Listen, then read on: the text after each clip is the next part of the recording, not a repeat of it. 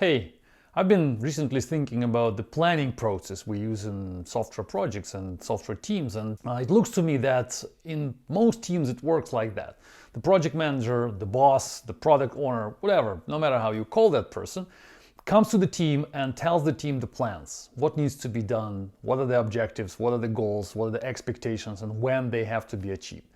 Then the team, together with the manager, or maybe the manager himself, herself, they break it down, this whole plan, into components, into elements. They decompose the plan. And then they discuss, in the best case, they discuss when those deliverables will be delivered. And then they understand the plan, which in most cases is being sort of forced by the manager. So the manager has some expectations for the results, for the timeline. And the manager is trying to push the team, to encourage the team, to motivate the team, to make the team deliver according to the expectations of the project.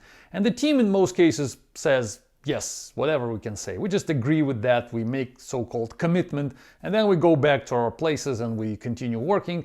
And then eventually at some time we miss deadlines because, as you know, we programmers are very creative people and we never deliver on time. And then we get back to the manager, or in most cases, the manager gets back to us and realizes that the plans are not true anymore and the milestones are missed, and we need to do the planning session again. I'm thinking that this traditional way of planning, when the manager is the owner of the plan and tells people what needs to be done with some agreement with them, is an old school management, old school planning, which doesn't work anymore because the manager doesn't have the instrument of force which managers had a long time ago. This traditional idea of hierarchical management, when the manager tells people what to do and they have no option to say no.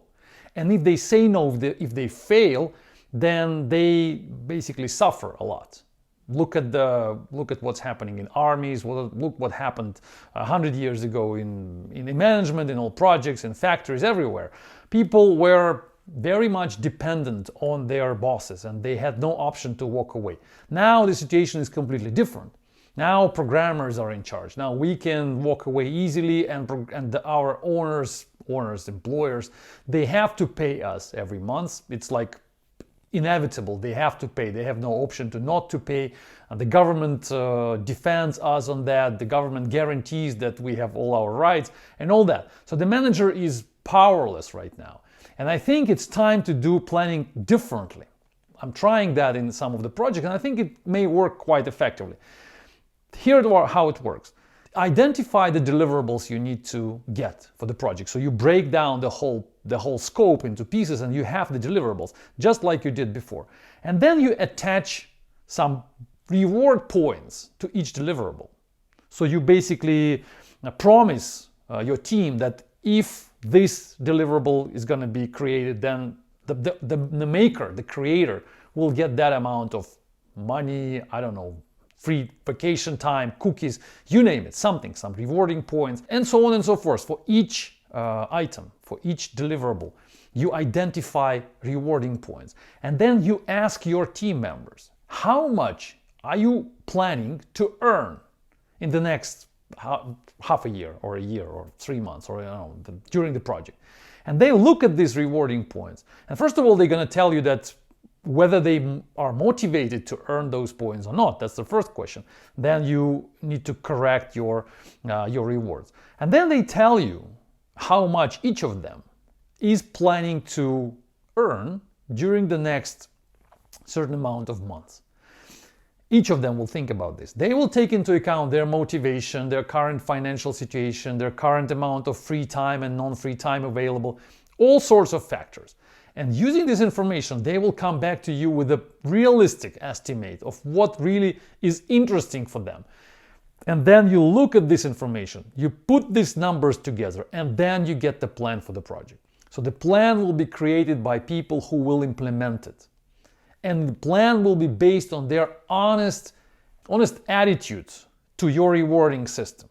If your rewards will be small and meaningless for them, then the numbers they will bring you back will be very unsatisfiable for you, and you will not be able to build a plan of a project.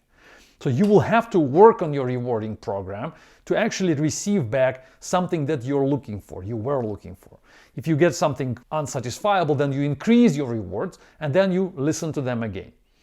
Eventually, you will have the information about how your people are going to get themselves enough rewards for the amount of work they're going to put in there. If you do it like this, then you're going to be in a much better position as a manager. You cannot force them anymore. As I told you, it's not possible, especially in large organizations, but you can listen to their actual motivation and build your plans based on this information. So I'm suggesting that instead of planning top down, we need to plan bottom up. So the who is on top need to, like I said, listen to the information coming from the bottom based on rewarding program. Try it out. Thanks for listening. Stay tuned. Bye-bye.